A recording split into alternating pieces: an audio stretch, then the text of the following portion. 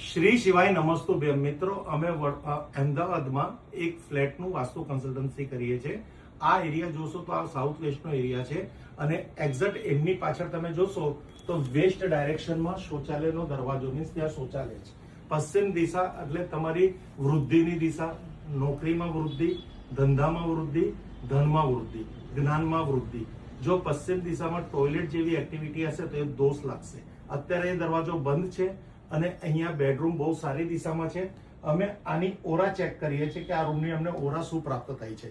નકારાત્મક ઓરા મળે છે કે સકારાત્મક, કારણ કે સાઉથ વેસ્ટની અંદર બેડરૂમ છે. જો અહીંયા તમારા ઘરનો કમાતી વ્યક્તિ સૂવે તો એનો બહુ સારો રિઝલ્ટ પ્રાપ્ત થાય. તો અહીંયા તમે જોઈ શકતા હશો કે આટલી સારી દિશામાં તમારું બેડરૂમ હોવા છતાં અહીંની ઓરા તમને પ્રાપ્ત થાય છે ખાલી 50%. હજી સ્કેન થઈ જવા દો જેથી કરીને તમને આઈડિયા આવશે.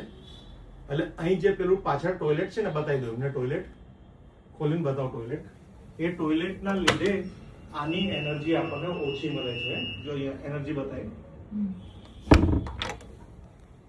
38%, જે આપણને આ ટોયલેટ વગર 100% હોવી જોઈએ, કારણ કે આપણા અનેક એરિયામાં 100% મળી છે. તો મિત્રો, જ્યારે પણ તમારું રસોડું સારું છે, તમારો બેડરૂમ સારું છે, સાચી દિશામાં છે, પણ ટોયલેટ જો ખોટી દિશામાં હશે તો એનો પ્રભાવ દેખાડશે.